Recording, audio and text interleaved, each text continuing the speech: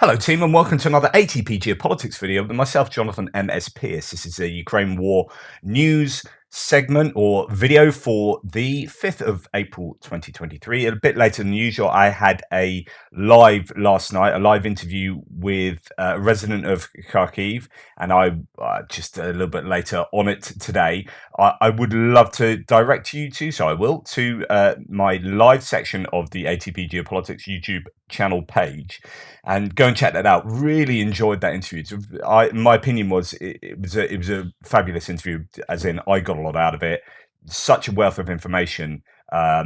Anastasia Pereskivova. I don't know if I pronounced that at all. I butchered her name previously, so why not do it again? No, but go and check that out. The other thing is I'm so close to 10,126 subscribers, which is, of course, the magic arbitrary number. So 10,121, was it? No, 34. Anyway, almost there. So I'll be there soon or something. Anyway, let's get to the opening gambit of the Ukraine figures, the figures that Ukraine release on a daily basis, the general staff for the Russian losses for the day before. Always indicatively useful to find out what was going on the day before, even if the headline figures aren't 100% accurate. I do find these actually more accurate than critics give them credit for, and I try and give some data points to support that. Anyway, liquidated personnel 550. We are seeing numbers there or thereabouts on a daily basis at the moment. Looks like we have some kind of culmination, or the Russians have certainly slowed down. We've moved from being over 1,000. We basically halved the liquidated personnel losses over the last week, or we've seen that. I haven't halved them, but we've seen that. However, some interesting figures in some of the equipment. So 2 tanks, 6 APCs. That's fairly low considering what it has been, although 6 APCs is somewhat significant. 10 artillery systems and 4 MLRS is certainly an important number, and talked about how important artillery is on this front line. It's the main reason why troops die on both sides, and I think Ukraine has been going through a counter-battery phase to try and pave the way for counter-offensives, and that goes for special equipment down here, things like radar systems, electronic warfare. 6 drones, 11 vehicles, and fuel tanks as well. But going back to the artillery systems, I definitely advise you go and watch the reporting from Ukraine's video from last night, which looks at how the artillery is being used around Bakhmut and how the Russians are using it, and how the Ukrainians are using M777s and Western artillery to try and do effective counter-battery fire to reduce the effectiveness of the Russian artillery there. So that could well be as a result of counter-battery activity around Bakhmut. Interesting figures there. Now, when it comes to sort of figures, and I'm going to talk to you about Oryx in a little bit, but it's worth looking at here. 2 MBT's main battle tanks being taken out by the Ukrainians. And what's interesting here is that, again, it just looks like 2 tanks out in the middle of nowhere without any combined arms maneuver, any combined arms capability here. There's just 2 tanks driving towards an objective, one would think, and they get hit. Obviously, they're going to get hit. There's no one protecting them from ATGMs, anti-tank guided missiles.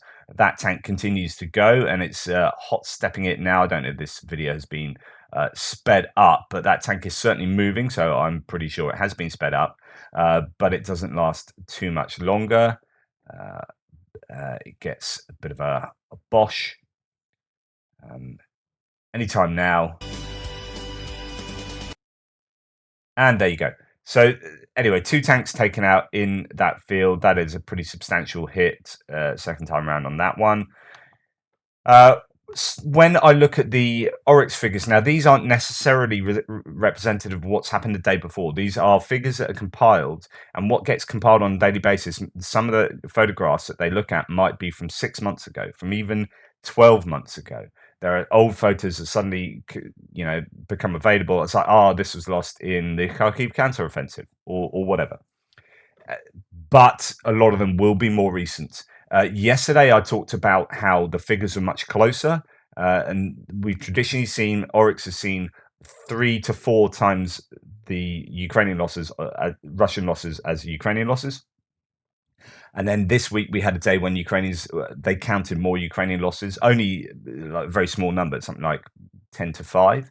And then yesterday it was 10 Ukrainian losses to 15 Russian losses. Now 15 Ukrainian losses to 33 Russian losses, so over 2 times again. But what I find interesting is the type of vehicle that's in this mix.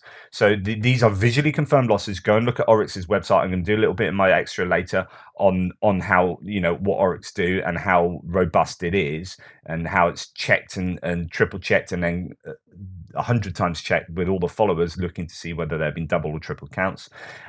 And here we have what, 5, 6, 7, 8, 9 tanks.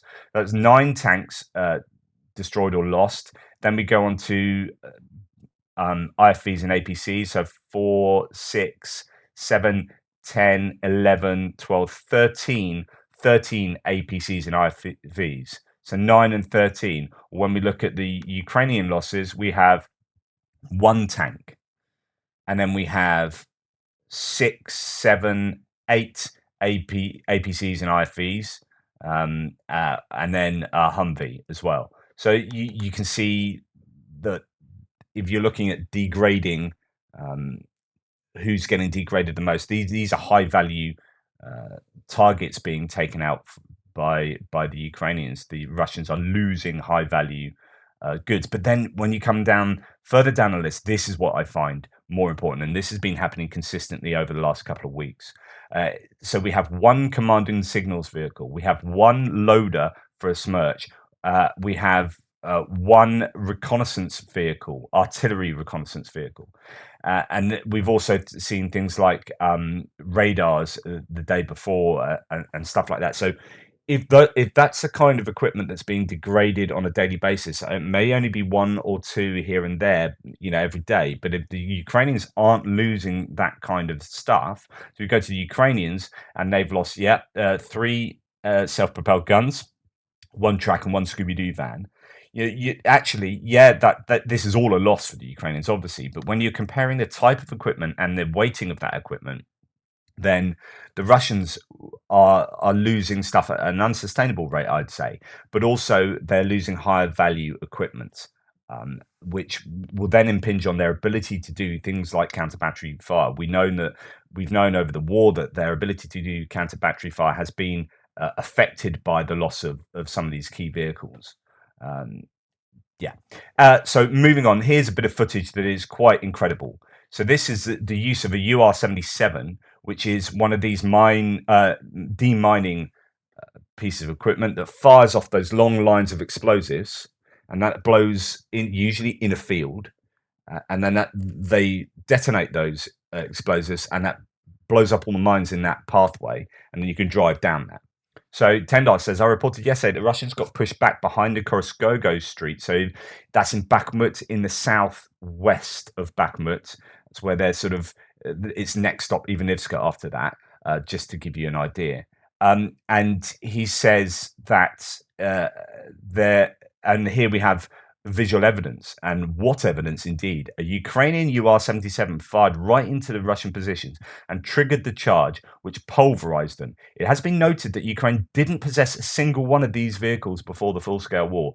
All UR-77 in Ukrainian service are captured vehicles. Ukraine has at least 13. So they've captured at least 13 of these vehicles. So what's going on here? So we've got Koroskogo Street. So there is the line being fired up, and this is a line that's connected to the vehicle, and it has explosives all along the line, and it's being shot down Koroskogo Street, and then it's being detonated.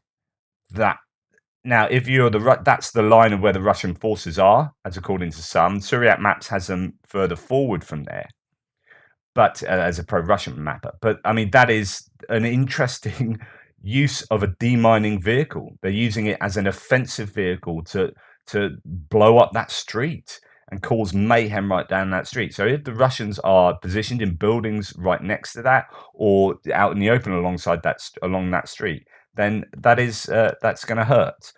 Let's just give you a sense of where that street is on the Bakhmut map. So Koroskogo Street is well, actually, it depends where the map is. It's this. I think it's this road coming up here. This is a GIF. Probably not the best use of. Oh no, it's that road there, right? So it's that road along there where the Russians are up to. So they fired it down there, and yeah, it's just an interesting use of a demining vehicle. Anyway, let's move on to this. So the Russians have shot down a Ukrainian UAV, or they thought they had. Turned out to be a Chinese commercial Rayfly VT-260 UAV drone from the FSB. So they shot down one of their own, which they now want to be compensated for. Cost is between 800,000 to 2 million rubles. It sounds like a lot, but there's only 10 to 25,000 US dollars. Still, bit embarrassing that is leaked out and gets out.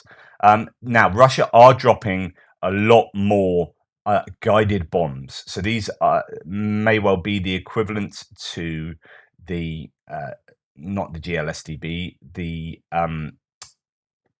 weapons, the JDAMs, which are these dumb bombs that have fins and GPS guidance on them, so they get greater range and greater accuracy. Well, the Russians have brought out their own version of that, and I would imagine this is what Yuri Ignat is referring to, who's the spokesperson for the Ukraine's Air Force. Currently, Ukraine lacks a weaponry to deal with this threat, he said. Well, the weaponry to deal with that threat is air defense systems that will take those planes out. And the problem is they're often releasing their ordnance, behind Russian lines, and which means they're difficult to fire at, which is an argument to get Western NATO airframes that can fire much longer range missiles from the air to hit airplanes like this. So if you had, your Gripens using X and Y, Z and Z ordnance on board, this the Russians would struggle to be able to do this. Anyway, God, struggling to get my words out. Russia launches multi-weapon attack against 8 oblasts over 24 hours, says the Kyiv Independent. 4 people killed, 14 injured from Russian attacks across 8 oblasts in the last 24 hours, the Defense Ministry reported. Now, they will show you photos, as I said yesterday, of residential buildings being hit, but that's not to say that there weren't military targets in those attacks. Now, 17 people have been evacuated from Kramatorsk following a flood, and this is quite a flood. A spillway gate was partially destroyed on April the 4th at one of the ponds in Kramatorsk, which resulted in major flooding. Ukraine State Emergency Service reported. This, you can see, is hugely problematic. I can't believe only 17 people were evacuated. That is an effective. I mean, this is arguably a war. Well, almost definitely a war crime. I don't know whether you could argue that this is impinging military activity around here. This is a residential area of Kramatorsk, which is a civilian city or town. So I would argue this is a war crime. The Russians would probably not, and it's one of their infrastructure hits. But it's an effective infrastructure hit if you're trying to kind of break the spirit of Ukrainians, or if you're trying to cause as much hassle to civilians, then yeah, that's an effective way of going about warfare. Arguably, they should be concentrating on hitting military targets. Russia has increased the ships around the Black Sea to 15 units, reports the Operational Command South. In particular, 6 missile carriers on duty, 2 of which are underwater with the maximum equipment. A common volley of calibers, cruise missiles, can reach 40 missiles. So there is a lot of talk that there could be a cruise missile hit or saturation attack over the next day or so. So watch out for that. Right, Russia on fire. Earlier today, a blaze, this is yesterday, in a warehouse in St. Petersburg raised interest. It's said to be on the territory of the Petrograd Production and Procurement Enterprise. Not sure what they make or store, but it's near the railway, and another hangar was also destroyed. So that could well be quite a useful Russia on fire blaze, as far as the Ukrainians are concerned, but there's a little bit of an unknown there. Now, speaking of St. Petersburg, Russia's little-known National Republican Army has assumed responsibility for the murder of Vladlen Tatarsky. So this is Maxim Fozin, who was blown up with a statuette of himself that was given to him as a gift, had explosives inside. This is the same group that claimed to have killed Dugina. So that is the famous Russian philosopher, really. Alexander Dugin, who is the mind behind Putin's theorizing and writing and ideology, arguably. And they claim to have taken her out. Actually, it's probably aimed at the father, but they swapped cars, I think, and she was the one who died. Uh, what this says about uh, the woman who was arrested, I don't know. Uh, it's so here it says, incidentally, after that statement, the group urged the public to support Daria Tripova, the young woman accused of the crime. The NRA describes her as a hero and never once say she is innocent or framed. Remember, she sat in a cafe just meters away from the explosive device. There are so many theories still abounding uh, around about who was responsible for that. Um, and lots of people within Russia saying it's the Navalny's group or it's this or it's that. There's no single narrative. And I was listening to the Ukraine, the latest podcast. So they basically, their advice was, after analyzing all the data, no comment type thing, as in it's too early to say. You just don't know. This is one of those times where you put your hands up and say, yeah, I don't know who did it. Uh, could have been any of them. Could have been any one of those people that you're seeing theories about, and there's just not enough good hard data to suggest one over the other. But there's an admission from NRA. Doesn't mean that they've actually done it. It's quite common in these sort of situations for groups to admit responsibility for things that weren't them. It's good for their kind of PR. But likewise, on the other hand, sorry, it could well have been them. So, moving on to odds and sods before military aid. This is Igor Gherkin or Strelkov, the Russian nationalist military blogger who was in charge of the Little Green Men in the 2014 illegal war in the Donbass. He's now saying that, and he's quite a critic of Putin and the military project that has been this war. He's saying that the front in Avdiivka is bogged down and the same in Bakhmut. He's saying, in general, no changes. Sides are preparing for a spring-summer campaign, mutual exchange of artillery and missile strikes near Avdiivka. Our offensive is bogged down. Territorial gains are insignificant and do not justify the heavy losses incurred. That's pretty much the same for Bakhmut, which is to say that the Ukrainians are succeeding in doing what they're intending to do, which is slowing the Russians down. They may be ceding territory in Bakhmut, but as long as the costs are high, then it's justifiable. And as Gherkin says here, territorial gains are insignificant and do not justify the heavy losses incurred. Now, if we take Gherkin for his word here, then that's a successful objectives attained by the Ukrainians in those two places. Interestingly, Bill Clinton has said he regrets persuading Ukraine to give up its nuclear weapons in the 1990s. How sad is that? I mean, what a great thing to have done. Like, that could have been, part of his eulogy, which is, one of the things he managed to get done was getting a nuclear nation for the only time in history to give up their nuclear missiles. I mean, that is an incredible thing to have achieved. And now to see that might have led to the greater likelihood, or indeed led to Ukraine being invaded by Russia because they didn't have nuclear missiles, because Russia was supposed to be protecting Ukraine. Such is the way of history, I guess. I mean, it's just really sad that should be something to have celebrated, and now it's something that he regrets. In an interview, I believe, with CNN. Interesting.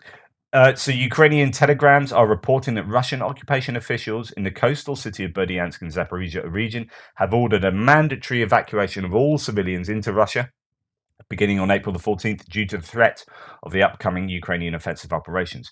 However, beware of psyops. This could well be Ukrainian psyops, and it might be that Russians haven't done that. But if they have, it does suggest that they are really predicting a Ukrainian counteroffensive around Berdyansk and Zaporizhia, which is, I would say, the most likely place for a counteroffensive. It would be wise for them to get their civilians or certainly their administration out of such places, or at least move them to, I don't know, somewhere else, Crimea, Donetsk, Berdyansk, Zaporizhia here. I would suggest that this will be the site of the main counteroffensive, but lots of people have different theories about what's going on there. Right, moving on to military aid. Let's go to Thomas C. Tyner, who gives a nice summary of what's going. Well, he shares a summary of this massive assistance package that the US has announced. That he says the interesting part for him is 105 millimeter tank ammunition. Either the Leopard 1 are already in Ukraine, or the US has delivered quietly Striker NGS vehicles along with the Italian Centauro tank destroyers. For the 28 Slovenian M55S, the US wouldn't need to deliver additional ammo. So what does he mean by this? Well, 105 millimeter ammo is a particular type of ammo that only gets used with certain things. And what he's forgetting here is that the French have provided the AMX RC10, is it? So those are the wheeled light tanks, he says in scare quotes, that uses 105 mil. The Leopard 1 uses that. There are certain vehicles that use this, and it's interesting for Tyner that America has promised a load of 105 mil ammunition. Well, what has been announced is quite a lot. There are drawdown equipment and also equipment that's due to be made. So I think this is from drawdown. That means that they're taking it from US stocks. Additional munitions for Patriot and the HIMARS. 105 artillery rounds, 120 mil. 155 and 105. 120 mil mortar rounds, 105 and 120 mil tank ammunition. That's what Tyner was talking about. 25 mil ammunition. Tube launched, optically tracked, wire guided tow missiles. So those are on top of the Bradleys and other vehicles. You've seen them on Humvees as well. They are the anti-tank guided munitions or guided missiles, but you have to keep looking at what you're aiming at, and they connect it with a wire, but still really capable. Approximately 400 grenade launchers and 200,000 rounds of ammunition, 11 tactical vehicles to recover equipment. Right, this is where it gets onto the interesting stuff. Well, at least for me, it's the logistical stuff. So it's your armored recovery vehicles, your ARVs, your AEVs, your armored engineering vehicles. These are your D-miners or your vehicles that can take damaged tanks or IFVs away from the battlefield to get repaired. It's been recognized that Ukraine need a shed load more of these. So 11 of these being sent is good. 61 heavy fuel tankers, super important. 10 trucks and 10 trailers to transport heavy equipment. Again, logistics, testing and diagnostic equipment to support vehicle maintenance and repair, and spare parts and other field equipment. So that's from the drawdown. This is from the USAI. Which is an authority under which the United States procures capabilities from industry rather than delivering equipment that is drawn down. Now, the question is whether these are in existing stocks in industry or whether these have to be built. And if these have to be built or manufactured, then the time frame on this is going to be wildly different. But anyway, additional munitions for NASAMS, 9 counter unmanned aerial system 30 mil gun trucks. Right, this is basically like your Gepard, as far as I understand, but just on a truck, which is 30 mil gun firing into the air to try and take out these Shahed drones and other drones, and indeed cruise missiles if they get a lucky hit. 10 mobile counter UAS laser guided rocket systems.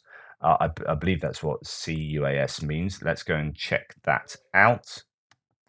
Yes, look at me learning. CUAS is Counter Unmanned Aircraft System. So again, similar. Well, the Gepard was that. These are where were we? Counter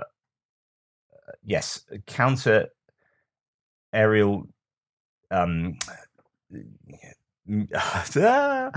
MS brain.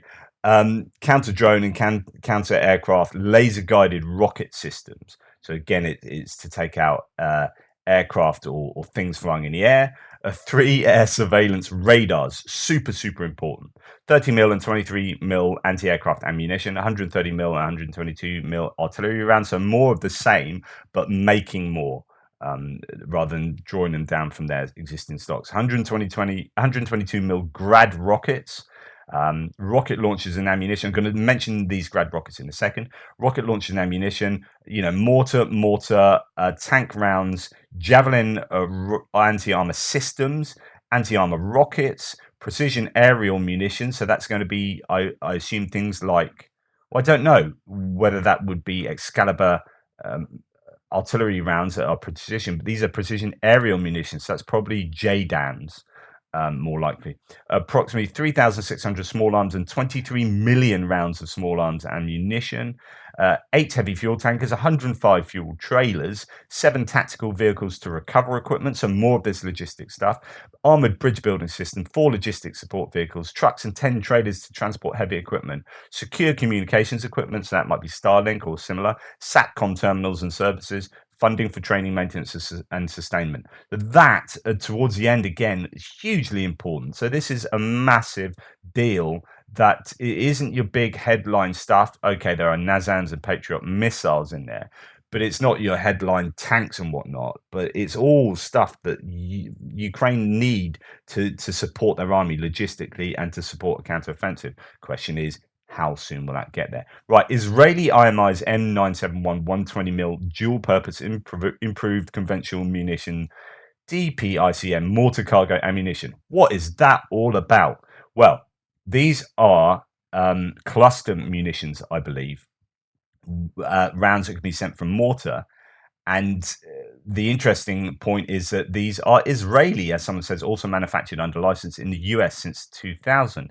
However, Trentelenko says the power of Western money again here. Official Israeli policy is not to provide these to Ukraine, nor let nations that bought it provide it. So third party intermediaries, aka arms deals, are to at work with Prime Minister Netanyahu doing his Sergeant Klink imitation. I see nothing, I hear nothing, I know nothing. So it's interesting these are being seen on the front line where arguably they shouldn't be, or one wonders how exactly they've got there. But there's been lots of calls for cluster munitions to be used. They're very effective against particularly infantry. This piece does a really good job of pulling together the fragmentary but convincing evidence that Pakistan, as an arms, at least ammunition supplier to Ukraine. Right, why is Pakistan arming Ukraine? Just really quickly, Pakistan can supply Ukraine with some weapons it needs in its war of attrition with Russia. The state-owned Pakistan ordnance factories manufactures artillery like the 122mm Yarmouk rockets that are compatible with Ukraine's Soviet standard multiple launch rocket systems. That's what I was referring to earlier. These sales may also help cash-strapped Pakistan earn foreign exchange reserves amid a balance of payment crisis and pay for its own weapons imports. But the risk of leakages is high given the opaque nature of these transactions and Pakistan's endemic corruption. Now, we go back to here 122 mil Grad rockets under the USAI. So this is authority which the US procures capabilities from industry. It doesn't necessarily mean it's from US industry. So that could be going to Pakistan and asking for these, because I doubt US would make stuff like that. That's Soviet weaponry and ammunition. For Pakistan, there are also strategic considerations involved. Since the US withdrawal from Afghanistan, the Pakistan army has been keen to tilt back toward the West, worried it could get trapped with China in the emerging Cold War. Many Western policymakers see the Russia-Ukraine war as of paramount importance in the survival of the current world order, though this consensus is breaking down. So what better way for Pakistan to get back in the West's good graces than to help Ukraine shore up its firepower? To be clear, Russia is no ally of Pakistan. Moscow remains New Delhi's largest military supplier, with roughly $13 billion in arms transactions in the past 5 years, according to Russian news agencies. Pakistan's modest support for Ukraine is a drop in the bucket compared to the arsenal supplied to India by Russia. So remember, Pakistan and India are not best of friends, and they're fighting over Kashmir. So if Russia is supporting India, Pakistan are not going to want to support Russia. Pakistan has also enjoyed good ties with Ukraine, which has sold it 1.7 billion in arms since 1997, according to the Stockholm International Peace Research Institute. That's less than 10% of the $22 billion in arms Pakistan has imported since then, but they include some big ticket items like hundreds of Tu-80D main battle tanks. So the T-80s that they're talking about there are arguably going to be sold back to Ukraine. And I wonder if they'll end up being able to command a pretty price for that and make some money off being sold these by Ukraine and then selling them back to Ukraine. Anyway, point is that Pakistan are becoming quite an important component in the supply for particularly ammunition, Soviet-era ammunition to Ukraine. Right, during the briefing, this is Kuleba, who is foreign minister, I think, following the meeting of the Ukraine NATO Commission, Kuleba said that he discussed the issue of providing Ukraine with F-16 multi-role fighters at some bilateral meetings in Brussels. Quote, the discussion consisted of two blocks. We dispelled the arguments that providing Ukraine with Western aircraft is too long and difficult. There are no decisions, but I received assurances today that given the information I provided about Ukraine's much higher readiness to operate these aircraft than some think, this will be discussed in the capitals of the political leaderships of these countries. Now, there's going to be more meetings about this, basically, but it's pressure for allies to provide NATO airframes that will be absolutely integral for Ukraine winning this. I don't think Ukraine are going to be able to win this war. At least it will drag on for far longer, and they won't be able to win this war without being given NATO airframes. Eventually, but eventually, you might as well do it now. Then, if it's going to happen eventually, just do it now. You need to get that training in now. And they're asking for training on F-16s, which means they haven't had training on F-16s. They've had kind of assessments on whether training would be apt for them on the F-16s. They need actual training on F-16s or comparable Gripens, really. Training for Ukrainians on the M1 Abrams, the US main battle tank, has not yet started, but will begin relatively soon, says a senior US defense official. On the 4th of April. So they haven't started training on the Abrams. There's the theory that the Abrams are now going to be taken from existing stocks, so they may be able to provide them sooner than previously thought, because they're going to have to make them without the depleted uranium armor. But I don't know whether they'll adapt existing stocks or whether they have stocks that were due to go to elsewhere without the depleted uranium armor that they can send to Ukraine instead. Anyway, Ukraine needs more than $37 billion for demining, according to Ukraine's prime minister. By the end of the year alone, Ukraine will need almost $400 million to demine the territory, he said. And that is going to be one of the big things going forward. But this is where countries like Austria, I've talked about this before, but it's a really salient point, right? We might have a go at countries like Switzerland and Austria for not providing X and Y pieces of military equipment, right, because of their neutrality or whatever. But if they supply loads of demining equipment or funding for demining or humanitarian aid or other things, it's a case of specializing. So actually, that's fine. Because if you're in charge of getting all the demining stuff over to Ukraine, then the UK, France, and the US and Germany don't have to do that. We can concentrate on doing all this stuff, giving the military aid. You guys concentrate on that rather than UK provide some Challenger tanks and some demining equipment, and it all gets a bit messy. Okay, if you're going to be neutral and you're not going to get involved in arms exports, right, then you are fully responsible for all this stuff, and we can forget about that. And so if you do that kind of compartmentalizing or like specializing of what people give, then actually the end result is fine. It's okay that Austria don't do this. It's okay that Switzerland don't do that. It's really annoying because actually there's some key stuff that Ukraine really need, but in a whole scheme of things, that can be a usable approach. Okay, the Canadian Red Cross has already transferred more than $220 million in support to Ukraine and will continue to provide assistance. Canada and Ukraine have some very strong ties. There's a diaspora community of Ukrainians in Canada, and this is why Canada have been sort of stepping up quite a bit. This was announced by Conrad Suave, the president or general director of the Canadian Red Cross, during the meeting with the Minister of Health, Victor Lieshko. So that's good news. Ukraine is getting ready for a counteroffensive, so a bit of training here. Infantry units of one of the Ukrainian Armed Forces brigades undergo training to overcome some water obstacles. Do you know what? I would not want to be in that vehicle. I would not want to be. I don't know if there are any people like deep inside that vehicle, but I can't imagine that's not leaking. That has to be leaking. I mean, that's just an old metal Hulk, and it's only just breaking the surface there. That to me, I mean, it's fantastic. Gets across the water, good stuff. But yeah, I wouldn't be volunteering to jump into that vehicle. That's for sure.